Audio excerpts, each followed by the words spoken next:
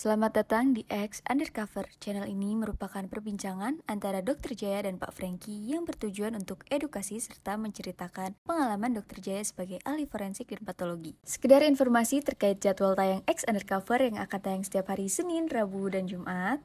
Maka dari itu, untuk mendukung channel ini agar selalu memberikan tayangan yang informatif dan edukatif, kalian bisa dukung kami dengan cara like, comment, subscribe, dan share. Dan selamat menonton! Dia ngerasa emosinya bisa naik turun, tiba-tiba bisa sedih mendadak. Jadi orang yang baby blues itu kadang-kadang bisa nangis, bisa sedih. Saya mau tahu dulu nih, Dokter Jaya punya pengetahuan terhadap artis-artis. Nggak banyak lah. Nggak banyak? Nggak. Didi Kempot tahu, Dok? Tahu. Kenapa Didi Kempot dokter tahu? Lagu yang terkenalnya apa? Ya apa yang mudik waktu itu tuh ya yang nggak dia nganjurin supaya nggak mudik itu pada waktu pandemi itu loh. Bukan. Apa? Kalau yang terkenal itu Ambyar. Ambyar. Oh iya Ambyar. Ambyar. Ada gitu yang pakai 500-an nggak pakai ketan itu loh. Ya, tapi dia tuh internasional loh. Tapi ada yang satu hal yang aneh. Pada saat beliau tuh meninggal, di kuping saya dari pagi sampai siang, saya belum tahu beliau meninggal. Lagunya Didi Kempot terus-terusan ada di sini. Terus saya pikir ada apa nih? Baru saya dapat beritanya. Tapi yang saya ngomong jangan skala lokal ini dok, yang internasional dok. Kalau enggak, tapi dia paling terkenalnya di mana? Di Suriname. Di Suriname. Karena orang Suriname banyak orang Jawa. Dan satu hal lagi Didi Kempot itu kalau nyanyi lagunya tuh biasanya nyebutin nama kota ataupun nyebutin nama tempat-tempat. Perhatiin deh, pasti ada kota yang disebutin. Yang saya mau nanya sama Dokter Jaya, perbendaharaan Dokter Jaya masalah penyanyi luar negeri. Siapa dok yang Dokter Jaya tahu? Kenny G. Kenny G dia nggak nyanyi dok, susah dok. Michael Bolton. Kalau Kenny G nyanyi saya angkat jempol dok. Michael Bolton, Skeeter Davis, Jim Reeves. Terus itu Pat Boone, yang lama-lama lah. Yeah. Yang baru-baru Olivia Newton-John. Tapi nanti yang lihat podcast kita, saya mau tahu ngerti nggak kenapa saya bilang Kenny G nggak nyanyi? Loh enggak, saya tadi sengaja ngetes kamu. Nah, yang saya mau info ke Dokter Jaya, Louis Armstrong. Ya.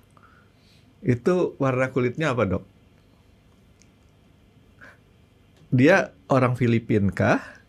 Orang keturunan hitam ataupun bule telek? Nggak tahu. Keturunan hitam. Itu. Jadi kalau keturunan hitam itu kalau nyanyi itu saya lagunya lebih gembira sih. Ada satu lagu yang terkenal dari dia. Lagunya lagu Wonderful Life. Tahu kan dok lagunya? Yang kemudian dinyanyikan sama Bill Saragi di Indonesia dengan suara yang mirip-mirip serak gitu juga kan. Lagu Wonderful Life itu dalam irama apa? Nggak tahu. Irama blues. Ya, jadi blues. Jadi blues itu kalau kalangan masyarakat Indonesia itu kurang begitu. Itu zaman dulu itu lagi. Enggak. Baru kemarin dok. Ya, tapi lagu-lagu zaman dulu tuh boleh dibilang lagu-lagu yang abadi lah ya. Sedangkan lagu kita, jadi itu bedanya.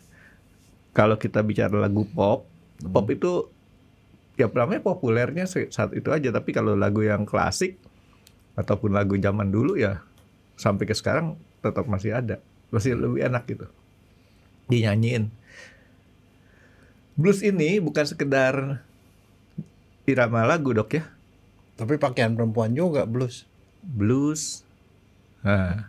Rock and blues. Rock and blues. Itu rock and blues juga irama lagu dok. Irama rock, irama blues. Yang saya mau ngomong sama Dokter Jaya, ada di dalam istilah kedokteran kan dok ya.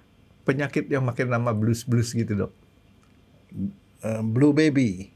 Blue baby apa baby blues sih dok? Blue baby. Ada satu lagi baby blues. Nah, dua-duanya itu beda Franky. Sekarang yang kita mau bahas yang mana? Hah?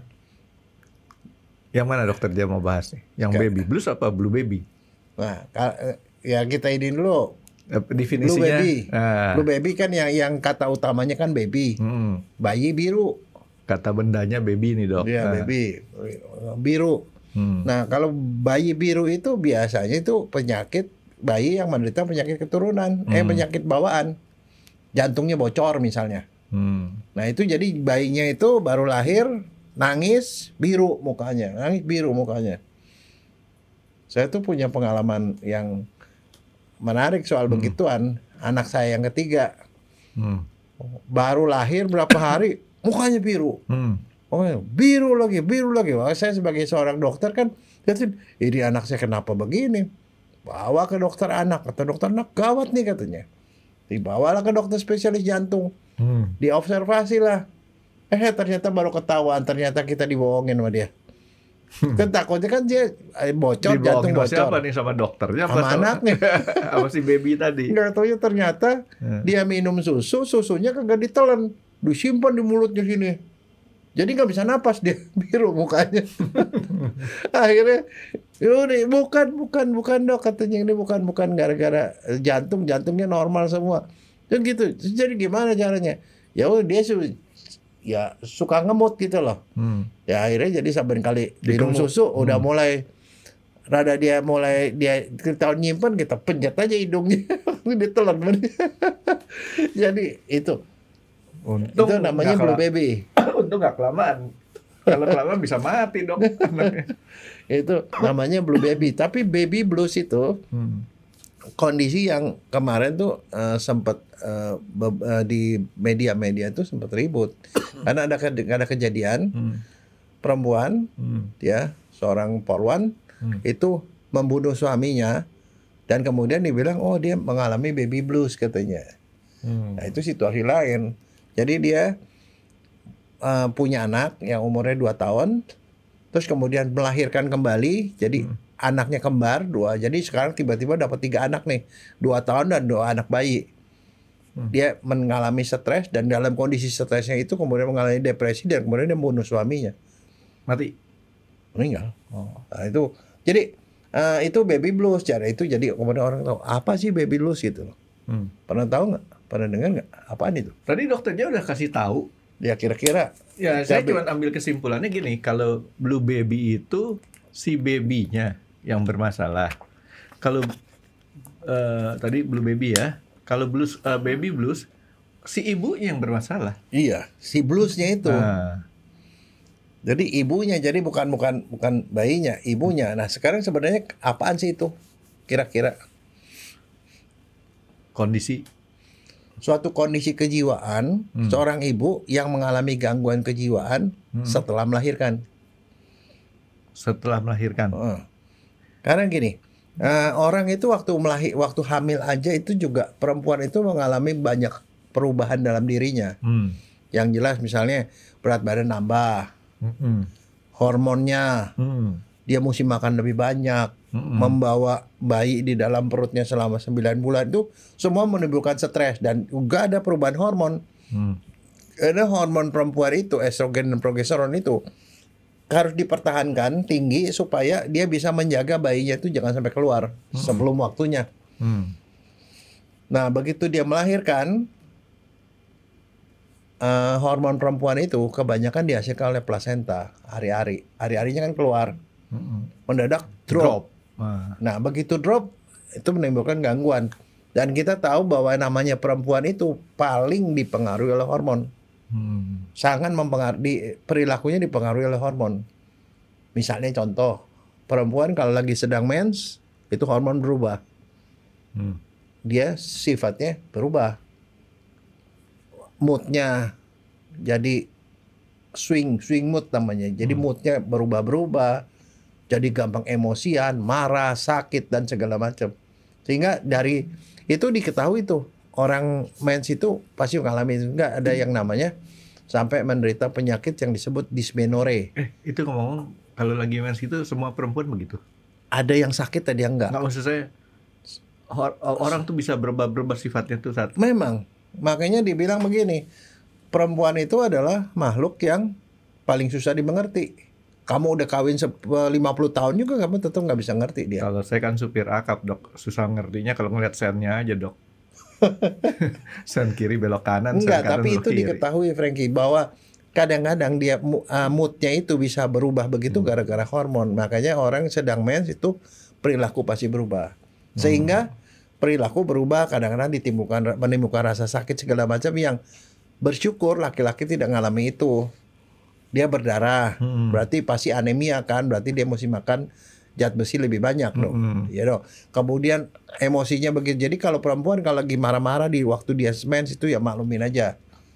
Nggak usah dimengerti, itu karena dia dipengaruhi hormon. Makanya kalau dalam undang-undang kepegawaian, perempuan sedang mens itu punya hak cuti 1 minggu. Dan kalau dia cuti gara-gara mens, itu nggak boleh dihilangkan gajinya. Berarti kalau kita punya istri, cari yang sudah menopause aja, Dok.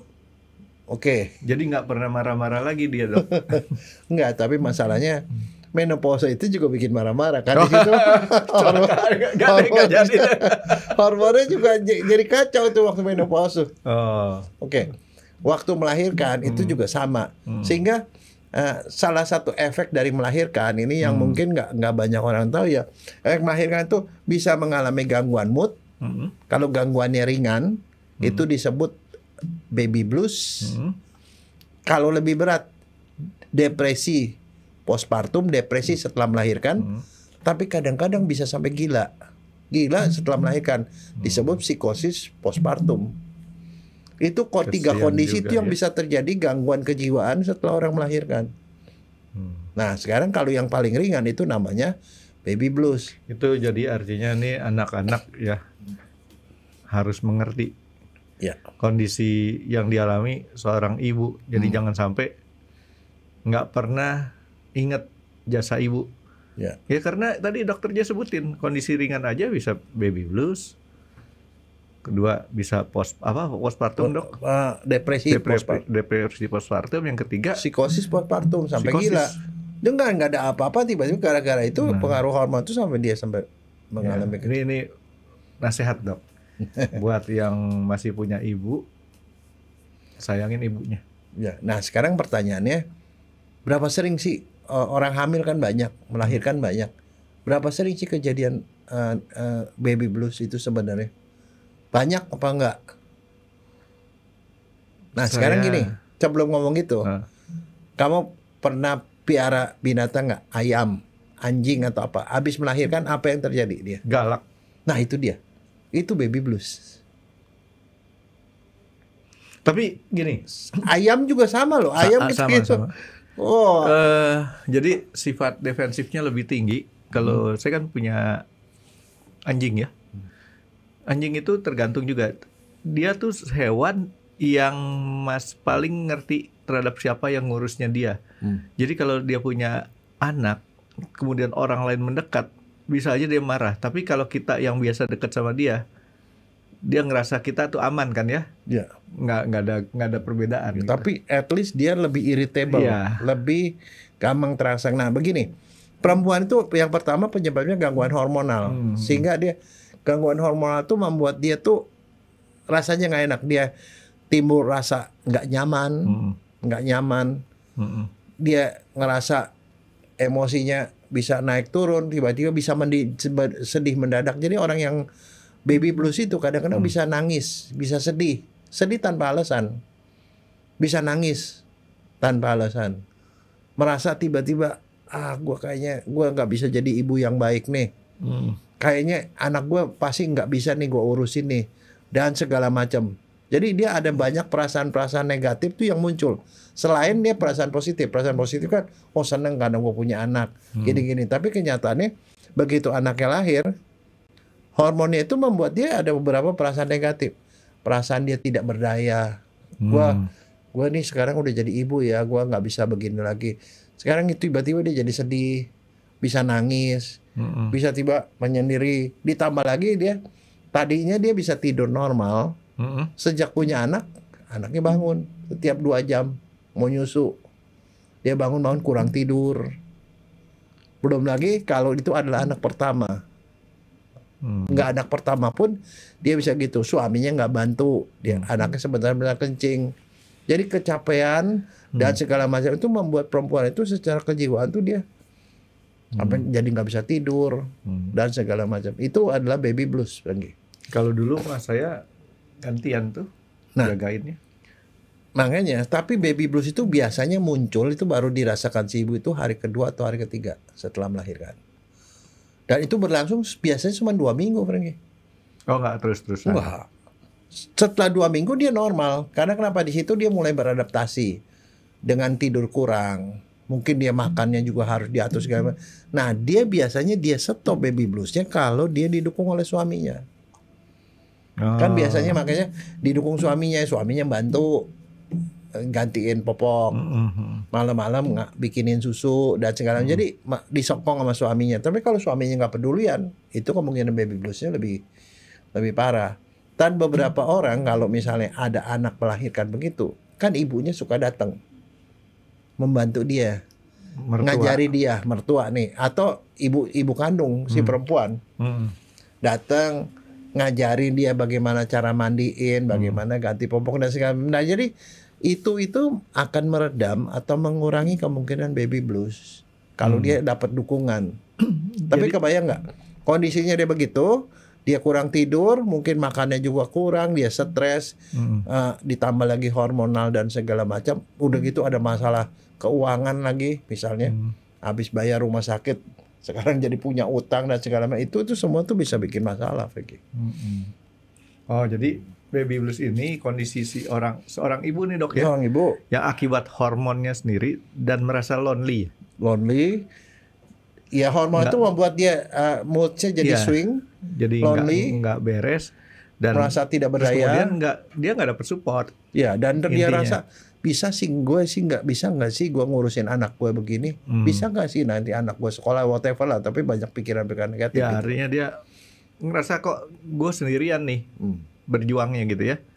Nah, problemnya nih, Dok, tadi Dokter Jaya sebutin si Polwan tadi. Polwan ya, Dok, bener ya? Saya sendiri nggak ngikutin tuh beritanya. Itu kan dia anaknya anak ketiga tuh. Ya, tapi tiba-tiba punya anak satu jadi punya anak tiga. Kebayang nggak? Oh, kembar anaknya. Anaknya kembar, udah punya anak satu, yang anak satu masih 2 tahun, yang masih perlu perhatian. Tiba-tiba punya anak lagi 2 lagi. Dan tahu kalau suaminya juga polisi. Jarang di rumah barangkali. Ya, kondisi tugas lah itu. Ya. Nggak, tapi maksudnya situasi gitu. Tapi dia kalau sampai melakukan gitu, itu udah lebih dari dari baby blues. Lebih dari tahap pertama tadi. Nah, biasanya kalau 2 minggu terlewati, nggak tertanggulangi, dia bisa mengalami depresi. Kalau depresi itu bisa berlangsung sampai 1 tahun, Franky. Berat juga ya. Nah, berat. Nah, jadi kalau udah depresi itu udah mulai dia nggak bisa bekerja, bisa nangis mendadak, bisa ngamuk mendadak, bisa kepikiran gue mau bunuh diri aja nih karena begini, gue capek begini. Jadi putus asa dan segala macam, itu udah depresi. Nah, kalau itu tidak tertanggulangi, ujungnya bisa jadi gila. Itu namanya psikosis postpartum. Dan itu kejadian lumayan sering. Kalau baby blues itu biasanya terjadi antara 50-80% dari kehamilan. Gede. Cuman orang nggak nyadar kali, Dok, ya? Nggak. Kalau depresi itu sekitar 10-15% jadi depresi. 80% tuh gede banget, Dok, menurut saya, Dok. Iya, tapi biasanya ringan. Tapi artinya mereka akan bisa dengan sendirinya melewati fase itu sebagian besar.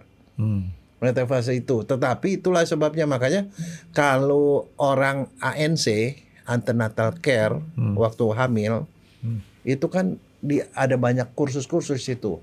Kursus diajarin caranya ngeden, diajari caranya menyusui, diajarin caranya mandiin bayi. Itu pada waktu persiapan itu diajarin sama suster sama bidan, diajarin gitu loh, supaya kesananya gini, diajari caranya bikin susu segala sesuatu yang mereka tadinya nggak tahu apa-apa gitu loh. Saya nekat-nekatan, Dok, waktu anak saya yang mandiin tuh anak saya pertama saya karena terlalu kecil, jadi mau nggak mau istri saya ketakutan kan, ya udah kalau masa istri saya takut ya terpaksa saya yang mandiin. Untung saya nggak baby blues, Dok.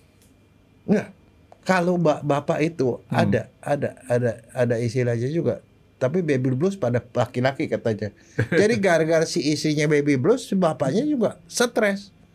Apalagi kalau dia selama baru melahirkan begitu dia nggak dapat cuti, tetap banyak kerja dan segala macam, dia bisa mengalami stres juga. Stresnya gejala seperti itu, tetapi kita nggak sebut sebagai baby blues karena baby blues itu adalah penyakit, yaitu kondisi pada perempuan. Karena hormon kan laki-lakinya hormonnya nggak berubah. Ya untungnya pekerjaan saya nggak menuntut saya harus masuk tiap hari, Dok. Enggak, tapi banyak orang yang beruntung karena kenapa? Kita nih masyarakat yang yang guyup ya, beda sama orang di luar negeri. Barangkali kalau di luar negeri itu di Eropa misalnya, orang tua tuh belum tentu ngopeni cucu. Kalau di saya sih, waktu anak saya atau menantu saya melahirkan, orang tua tuh turun tangan mereka. Dia nggak berani mandiin, ya kita mandiin, kita ajarin dia mandiin dan segala macam. Mandiin, cebokin, itu kan sesuatu yang nggak sama. Belum lagi anak kan punya perilaku macam-macam. Ada anak yang tidurnya hobi tidur terus nggak banyak ganggu. Ada anak yang cerewet, yang mesti digendong, kalau nggak digendong dia nangis. Yang nomor 2 tuh. Nah ya itu kan ya seperti itu. Jadi artinya itu membuat stres sendiri pada si perempuan. Nah itu salah satu yang memicu baby blues. Cuman dokter kalau sampai mami saya ikut bantuin mah dokter kabur, Dok. Ya, beliau support moralnya aja, Dok, dari jauh. Oke, jadi ini melulu gara-gara faktor hormon perempuan. Dan hormonnya itu nggak tahu ya hormon yang jenis mana ya, Dok, ya pokoknya. Hormonnya itu ada macam-macam, Frankie. Progesteron sama estrogen. Progesteron dan estrogen turun. Terus pada waktu dia menyusui, habis melahirkan kan menyusui, ada prolaktin meningkat. Prolaktin itu adalah hormon yang bisa bikin produksi susu. Ada hormon oksitosin, itu yang bisa mau nge-push supaya susunya keluar. Nah oksitosin itu terhadap perempuan, dia menekan dopamin. Dopamin itu adalah hormon yang ngatur soal tidur, hormon yang mengatur soal mood, hormon yang mengatur soal macam-macam, rasa bahagia segala macam, itu juga terpengaruh. Nah, kan Dok, tadi dokter bilang progesteron sama progesteron estrogen. Artinya, ini saya punya usul aja nih, Dok, untuk ibu-ibu yang menjelang atau 1-2 hari setelah melahirkan nih, Dok, dikasih suplemen untuk yang meningkatkan hormon-hormon tadi, Dok. Supaya nggak terlalu bebannya berat buat dia kan. Buat apa? Masuk akal nggak? Enggak. Ngapain? Kan ya, yang dia itu penyebabnya. Dia itu sebenarnya pada prinsipnya itu tidak ada masalah. Asal dia didukung. Sebenarnya cuma intinya satu. Jadi estrogen sama progesteron turun pun sebenarnya nggak terlalu impact. Nggak terlalu impact. Asal dia dapat dukungan. Karena gini, seorang perempuan itu pada saat habis melahirkan, dia tuh semuanya berubah. Badannya kan masih gede, dia mau mikirin bagaimana caranya dia kurus. Dia sudah kecapean, setelah 9 bulan dia maunya istirahat, tapi nggak bisa istirahat. Bayinya setiap 2 jam sekali harus nyusu, setiap 2 jam sekali harus ngompol, harus diganti segala macam gitu, segala macam. Belum lagi biaya makannya lebih banyak, mungkin dia harus makan makanan lebih banyak, padahal dia kurang duit dan segala macam. Jadi semua faktor itu tuh jadi mengumpul menjadi masalah. Tapi biasanya pada sebagian besar kasus itu walaupun itu ada gangguan, tapi gangguannya tidak terlalu mengganggu asal si perempuan itu didukung oleh keluarga dan suaminya. Prinsipnya itu, Frankie. Ya, jadi artinya di sini faktor lingkungan nih, Dok, yang lebih berperan nih, Dok. Ya. Bukan sekedar hormonnya doang. Hormon itu kan cuma istilahnya ya yang gara-gara hormonnya kurang. Ya itu cuma sekadar latar belakang aja. Gitu. Kan orang mau tahu sebabnya apa sih, ya itu pasti hormon gitu loh. Tetapi ya tetapi itu sebenarnya tidak masalah. Karena dari zaman dulu juga orang gak diapa-apain, itu cuman mereka didukung oleh lingkungan. Nah, oleh keluarga. Dok, tadi kan dokter ada sebutin ada 3 tingkatan. Yang paling kecil nih si baby blues tadi, paling rendah ya. Paling ringan nih, Dok ya. Yang kedua tadi depresi. Postpartum. Postpartum. Nah kalau udah depresi itu perempuannya itu udah nggak bisa kerja, dia nggak bisa kerja, nggak bisa melakukan aktivitas. Kadang-kadang si perempuannya dia merasa si perempuannya ini lah, kemudian dia si anaknya itu dia nggak mau ngurusin anaknya sampai kayak begitu, nggak mau ngurusin anak. Dia bisa makan terus-menerus atau sama sekali nggak bisa makan. Jadi udah depresi, dia kadang-kadang dia bengong aja gitu loh. Jadi nih pertanyaan saya nih dok, apa yang membedakan seseorang jatuh ke level 1, level 2 atau level 3? ya lingkungan. Lingkungan, balik lagi kepada lingkungan. Lingkungan, tetapi kembali lagi ini, kalau orang yang sudah pernah depresi sebelumnya, jadi pernah depresi, berobat ke dokter, kalau dia melahirkan itu lebih gampang karena jatuh ke depresi. Yang depresi cuma 10-15% Pegi. Nah kalau udah depresi gitu, bahkan ada beberapa udah mulai kepikiran tuh, kayaknya gue udah nggak tahan deh, gue mau bunuh diri deh. Bahkan dia mau mencelakai anaknya, bisa sampai begitu kalau depresi itu. Nah, kalau depresi lebih lanjut lagi, udah sampai yang namanya psikosis, itu udah ada halusinasi. Ada jadi tiba paranoid, merasa ada orang yang mau bunuh dia, tiba-tiba halusinasi, tiba-tiba pokoknya kayak gitu-gitu. Dia udah seperti kayak orang gila. Gitu-gitu untuk secara kedokteran bisa benar ya? Benar. Halusinasi segala macam. Benar. Nah, makanya kalau udah seperti itu. Jadi makanya kira gini, bagi patokannya gimana? Seorang perempuan habis melahirkan itu biasanya baru muncul tuh baby blues itu antara 2-3 hari. Paling maksimal 2 minggu. Kalau 2 minggu itu masih berlanjut situasi itu, bawa ke dokter deh. Karena kalau enggak nanti dijatuh ke depresi, nanti berbahaya buat ibunya, berbahaya buat janinnya, dan dia bisa membahayakan orang. Tapi gini dok, suaminya kan awam, dia nggak ngerti istrinya tuh udah masuk ke dalam tahapan baby blues apa enggak. Nah, ciri-cirinya apa tuh dok, bahwa seorang perempuan setelah melahirkan, oh ternyata istri kita nih, istri kita, istri saya atau istri mereka dok ya, kok kayaknya ada yang nggak beres nih. Yang nggak beresnya tuh tanda-tandanya apa? Begini, yang normal adalah seorang habis melahirkan, punya anak, dia pasti cinta sama anaknya, sayang sama anaknya, dan dia berperilaku normal, artinya bangun, dia ngurusin anak, senyum dan segala macam. Orang yang begini kalau baby blues itu, dia suka tampak bingung, bengong-bengong, tiba-tiba marah-marah, gampang tersinggung. Jadi sifatnya jadi memang berubah dari itu. Oke, jadi seorang suami ini mesti aware nih dok ya. Kalau sementara istrinya itu tidak menunjukkan perilaku yang sama nih dok ya, seperti yang senormalnya orang baru punya anak. Tiba-tiba misalnya contoh dia nggak mau ngurusin anaknya. Artinya nggak mau nyusuin anaknya, nggak mau ngurusin. Harus mulai berpikir bahwa istrinya itu mengalami keadaan baby blues. Iya. Kalau dia udah tahu begitu, ya disupport. Setelah 2 minggu masih belum selesai, bawa ke dokter. Sebab kalau enggak, yang terjadi tuh kejadian yang tadi itu. Nah, dia itu kalau udah sampai dia melukai orang dan segala macam, udah masuk depresi atau psikosis. Tadi dokter Jaya sebutin kondisi normal seseorang habis melahirkan ya, bukan kondisi normal seorang perempuan pada biasanya dia. Ya. Karena kan biasa gini, mohon maaf nih, bukannya apa ya, untuk orang-orang yang berada kan semua udah diurus. Ya. Dia nggak punya kewajiban ngurus anaknya. Iya, tapi kalau yang namanya baby blues itu dia bisa nangis tanpa sebab, bisa marah tanpa sebab, bisa ngomel-ngomel tanpa sebab, nggak mau nyusuin anak, kayak gitu udah tidak normal. Jadi artinya seseorang yang walaupun kondisinya sudah terjamin kesejahteraannya, si suami juga harus aware. Kalau si istri mendadak tahu-tahu kok nggak ada hujan, nggak ada petir gitu ya, tiba-tiba panas dok ya, benar kan dok ya? Ya. Panas, marah, ngomel, tersinggung, gampang tersinggung, ya itu udah tanda-tandanya. Apalagi itu jadi makan banyak atau nggak doyan makan, itu pokoknya nggak normal dah, kelihatan nggak normal gitu. Nah, penanganannya nggak perlu ke dokter kan? Nggak usah, tunggu cukup aja sampai 2 minggu. Cukup diperhatiin, disupport. Jadi anaknya jangan ngurusin anak sendiri, dibantuin bikin susu dan segala macam gitu. Udah diajakin ngomong. Nah itu. Ya. Jadi artinya Supportnya pada begitu. waktu support itu kan nggak melulu bahwa kita menunjukkan perhatian ke anak. Karena kadang-kadang kan si ibu yang tadi nih ngerasa, tadi otak saya tuh merekamnya adalah dia merasa lonely, Dok ya.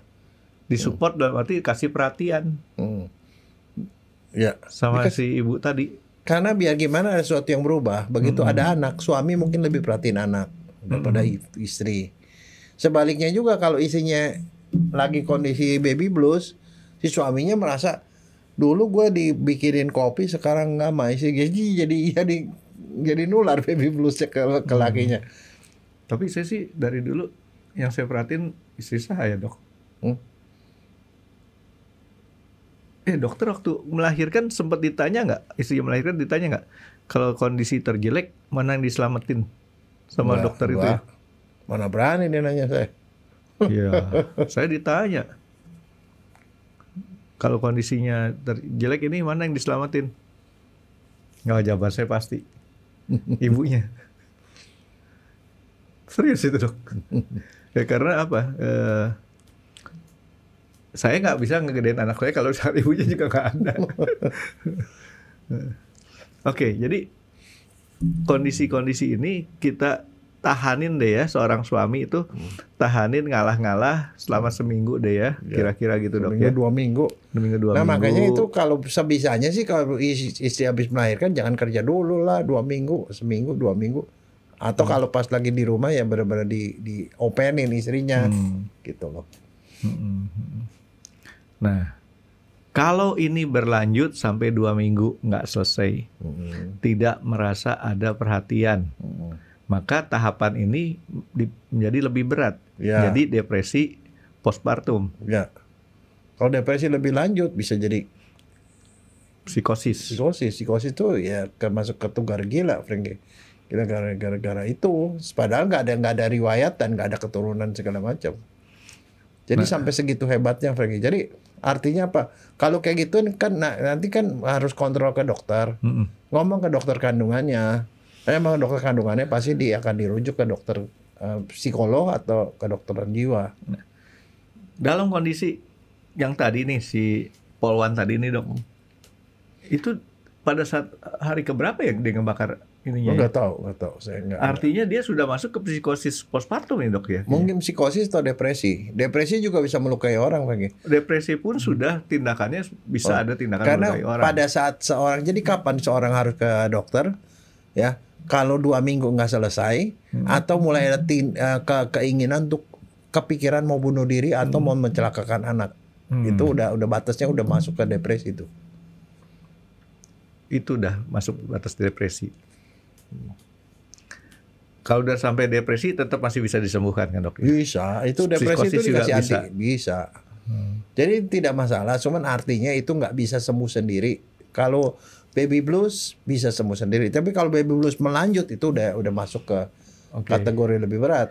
Jadi gini, Dok, kalau saya coba nggak tahu benar apa nggak nih cara berpikir saya nih. Kalau baby blues ini tergantung daripada mental si ibunya nih, Dok. Kalau ibunya punya mental cukup kuat, lonely ini bisa lewat dengan sendirinya. Betul, Dok ya? Ya. Kalau si ibu ini kurang cukup kuat, lonely ini bisa bertambah berat menjadi depresi postpartum. Gitu kira-kira, Dok ya? Nah, kalau kondisinya itu kemudian itu berarti kondisinya memang si ibunya kan udah nggak kuat nih ya. Itu akan terus sampai ke psikosis. Itu yang bahaya, Dok ya? Bahaya. Nanti soalnya masalahnya anaknya juga nggak bisa diurusin dan dia bisa membahayakan anaknya. Itu kalau depresi aja kadang-kadang ya udah sampai gitu, sampai nggak mau nyusuin anaknya segala macam lagi. Bisa begitu. Jadi udah rada-rada nggak peduli gitu. Nggak mau nyusuin bukan karena nggak bisa menyusui, tapi nggak mau. Dan dia nggak merasa keterikatan dengan anak, sehingga anak itu dianggap sebagai beban segala macam, itu udah depresi masuknya. Ada yang kayak gitu ya? Ada. Ini bukan salah ibunya, bukan nggak punya kejiwaan itu memang gangguan gara-gara hormon. Kejadian kayak gini tadi dokternya udah sebutin belum berapa banyak, Dok? 50-80% untuk yang baby blues. Tapi kalau yang depresi 10-15%. Oh, lumayan gede, Frankie. Gede ya. Gede. Nah, itu diperparah lagi dengan kalau ada tekanan-tekanan lain, misalnya perkawinan tidak disetujui. Sama siapa, Dok? Sama orang tua lah. Oh. Tidak disetujui sama orang tua, tidak disetujui melahirkan tapi nggak ada perkawinan, itu kan stres. Masalah finansial, bisa kan masalah finansial dan segala macam. Jadi hubungan yang tidak harmonis dan segala macam itu semua itu berpengaruh. Artinya kan kita seringkali mendengar berita seorang ibu yang baru melahirkan membunuh anaknya. Itu termasuk ke dalam tahap 2 baby blues tadi, Dok, ya? Atau tahap 3-nya bahkan ya? Ya. Nah, jadi makanya tuh pada kasus yang Polwan tadi, konon katanya latar belakangnya ditambah diperberat oleh masalah dia main judi online. Jadi masalah finansial tuh jadi masalah juga. Kirain nggak disetujui, pernikahannya nggak disetujui sama istri tuanya. Ya kan itu bikin stres juga, Dok. Oke, jadi ya itu sorry yang judol itu siapa? Suaminya? Istrinya. Si Polwannya Itu sudah terjebak judol. terjebak judol. Kan itu bukan hobi, Franky. Ya tapi kan sebagai Polwan kasih contohnya kurang baik gitu. Nah, Dok, kalau kondisi-kondisi kayak tadi nih, Dok, ya, kondisi anaknya segala macam. Itu dia cara berpikirnya dia tuh udah beda ya sama, kan gini, kita ngelihat anak kecil kan mukanya kan sama semua rata-rata. Entah diam, tapi kita kan punya perasaan lucu ya gitu ya.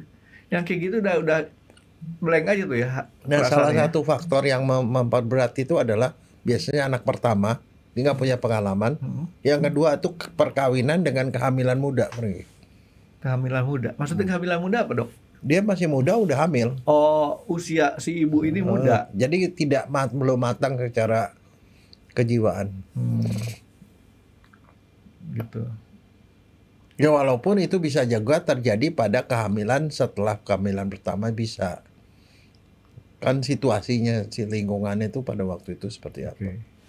Jadi kira-kira dia merasa lonely, merasa ini bahwa hidup ini menjadi berat.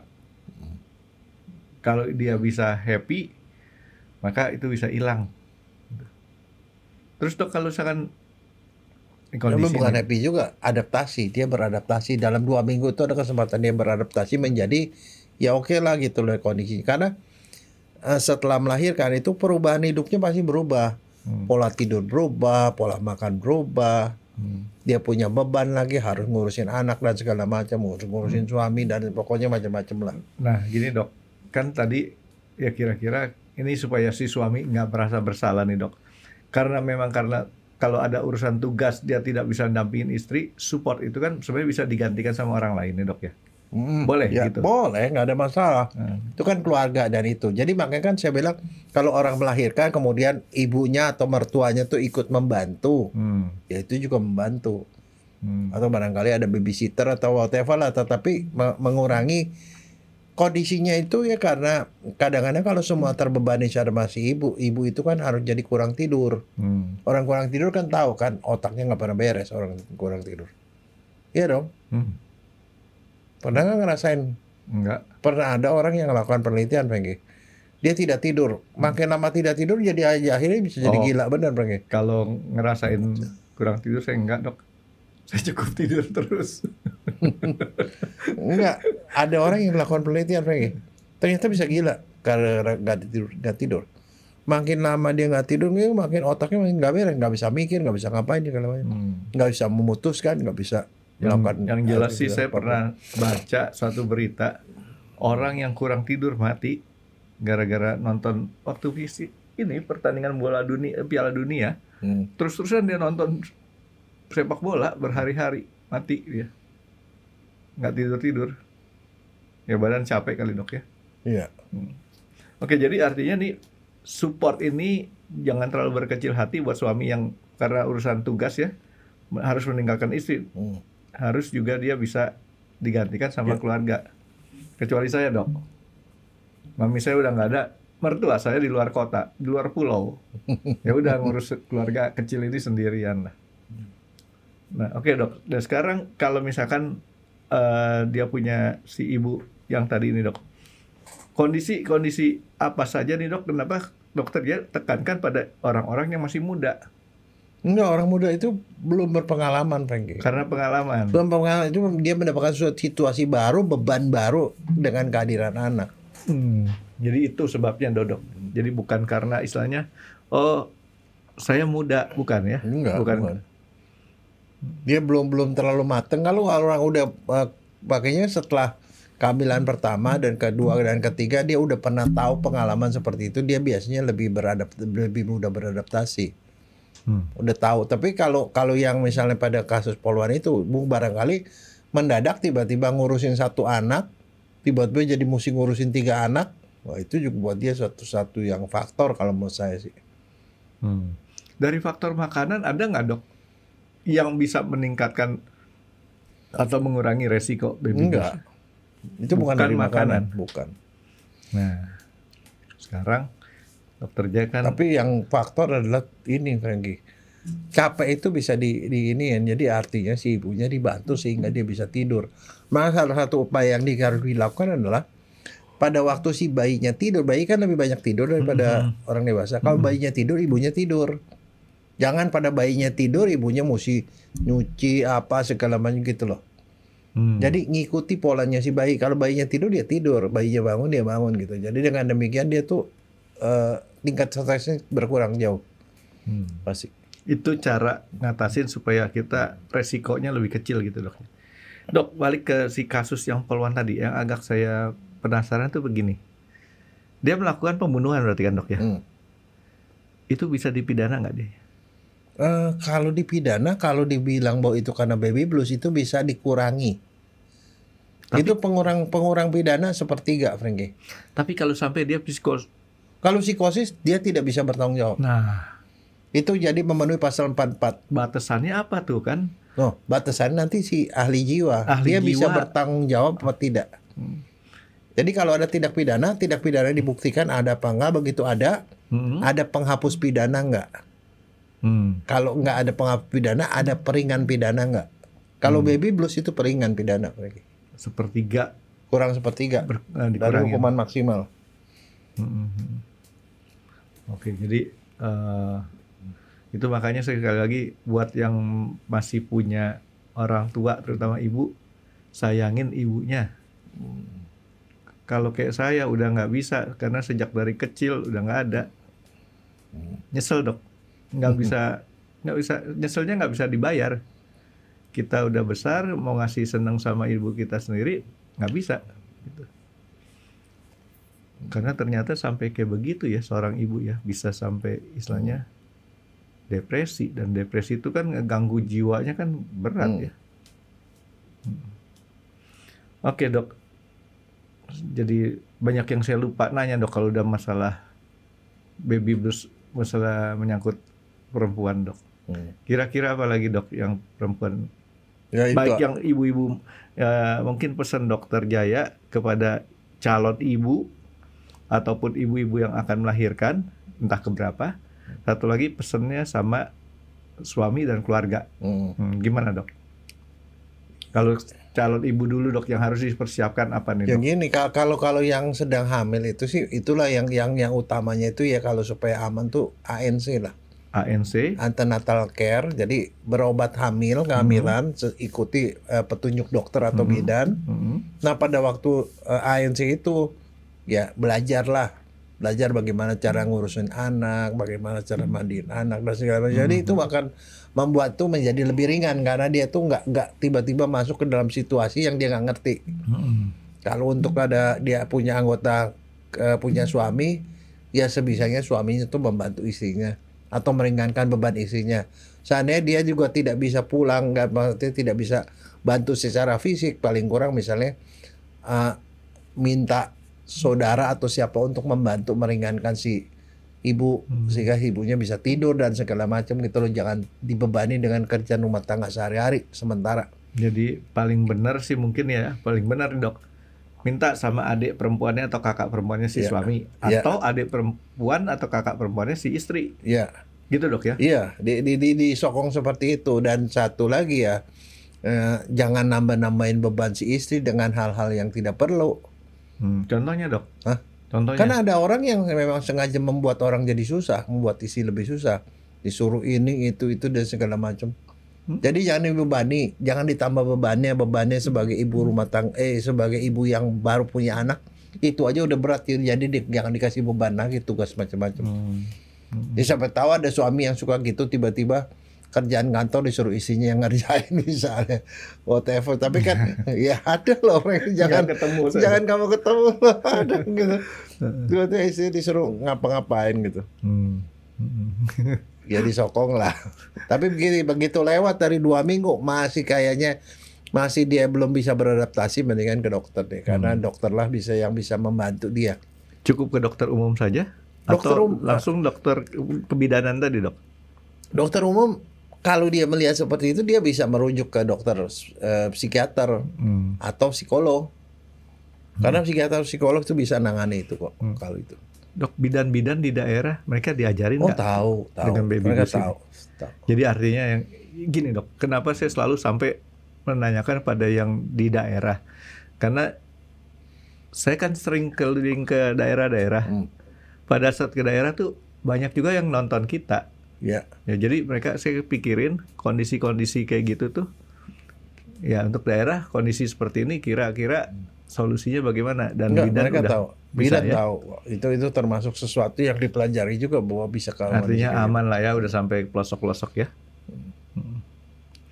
Oke, Dokter Jaya. Jadi mudah-mudahan lah, Dok, ya, ini kasus-kasus ini jangan lagi ada menimpa si ibu-ibu jadi keterusan jadi depresi ya. Iya. Cukup kalau baby blues itu sendiri mungkin nggak bisa dihindari, Dok, ya. Tapi jangan diperberat. Ya, dan bisa ketemu setelah 2 minggu selesai.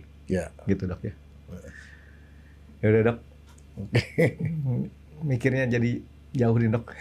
Terima kasih sudah menonton X Undercover. Jangan lupa like, comment, dan subscribe. Dan ditunggu ya video-video kami selanjutnya. Nah, buat kalian, jika ada pertanyaan untuk Dokter Jaya, boleh banget komen di bawah. See you guys.